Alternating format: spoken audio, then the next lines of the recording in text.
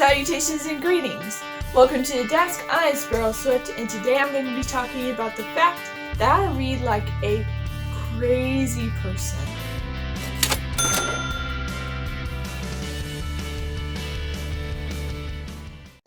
Yes, I love reading, always have. So, why do I love reading? I think it's kind of a side effect from being homeschooled. My mom instilled the love of reading inside of me, and honestly guys, since I'm dyslexic, I didn't start reading till I was at the age of 9 or 10. Probably about 9. I remember getting tired of not having mom there to read for me, because if I wanted to read something, I'd hand it to her and say, read this to me. I got tired of it, so I picked up a book that I had read before. Mom had read it to me before, and I sat down and I looked at the words and I started to identify them, and I realized I could read the whole book by myself. I remember what book it was. It was Morris Goes to School. Very old book, but I could read it by myself. And after that, it was done. I picked up books and I would just start reading them. Even if I didn't understand all the words, I could figure out what they were saying. Okay? Beautiful. So what kind of books do I enjoy? Well, I will basically read anything you hand me, just because that's who I am. But I enjoy medieval kind of things. I enjoyed John Flanagan's Ranger Apprentice and Ranger Apprentice Early Years and Ranger Apprentice Continued. I loved those books. I haven't read his Brotherhood series yet. I haven't gotten there yet, but I will maybe one day. I'm interested in other things, but I love medieval, sci-fi, you name it, I've probably read it. I don't read vampires, I don't read witchcraft, and I don't read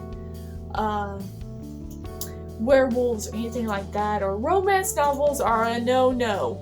If you watch my first video, you know how I feel about romance novels. I will burn them. And then burn them again. And then again. Okay, anyway. So one of my all-time favorite authors, well, C.S. Lewis is definitely one of them. He wrote the Chronicles of Narnia, the Space Trilogy, Mere Christianity, and a bunch of others that I really, really liked and really, really enjoyed. I enjoyed the Chronicles of Narnia most of all. Love those books. I could read them over and over and never get tired of them. But my second favorite author is Frank Peretti.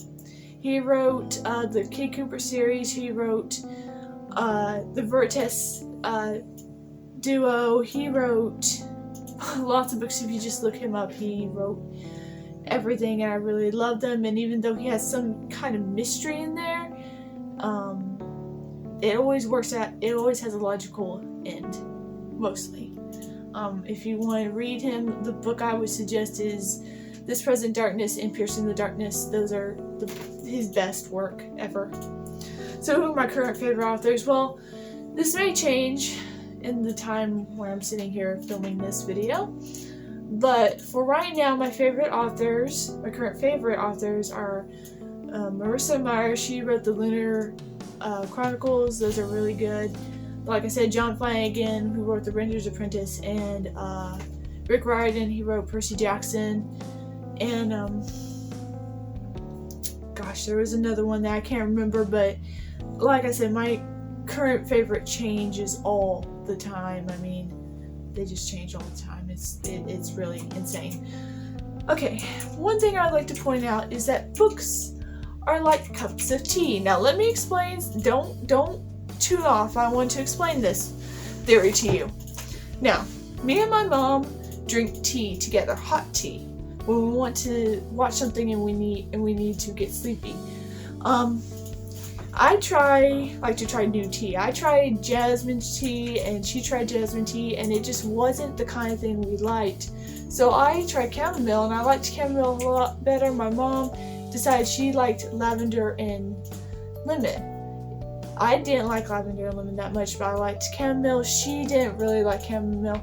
It just wasn't our cup of tea. Books are like that. Sometimes you'll pick up a book and you'll read it and you won't really enjoy it. It's not exactly your cup of tea, okay? But other books, you'll pick them up and you'll read it, you'll enjoy it, and you'll love it, but someone else won't.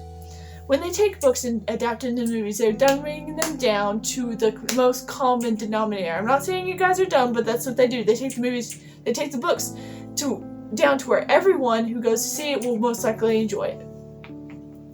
Books are made for a certain person, a certain demographic, and that's the way they are. They're not going to change. Some books you will enjoy, some books you won't. Just because you didn't enjoy one book, you will enjoy the other one. Just find what you enjoy.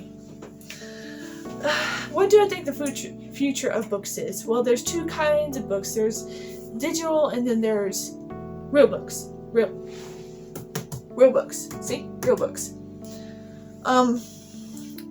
Even though I see the advantage of digital, because I have a Kindle and I have books on my Kindle, and if I want to take something to read, then I just take my Kindle with me because it's easier just to read it off the Kindle, and if I get tired of that book, I can switch books.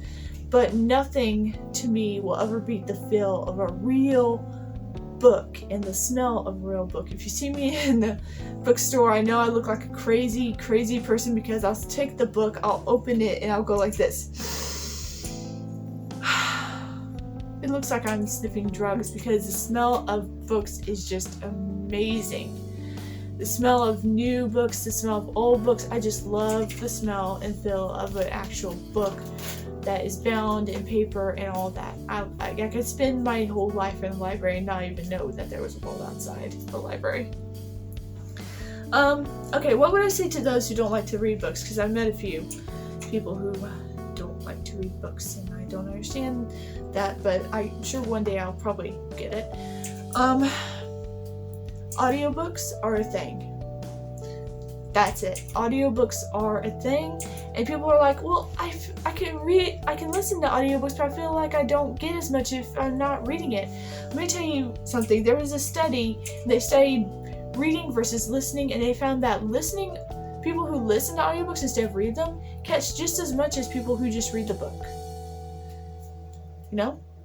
So if you don't like to read books, find an audiobook to listen to. I promise the moment you open yourself up to books and to reading and to listening, you will experience a whole new world, because it happened to me. I was dyslexic. I knew nothing beyond my four walls. I picked up a book and boom, I could go to anywhere I wanted to without people telling me no. So try it. I mean, why not? What harm could it do? I know books are scary and daunting, but what's the worst that can happen, right? Okay, well, that's all. I enjoyed talking to you about something that I enjoy, but this is Sprout Swift from the desk. Beautiful dreams.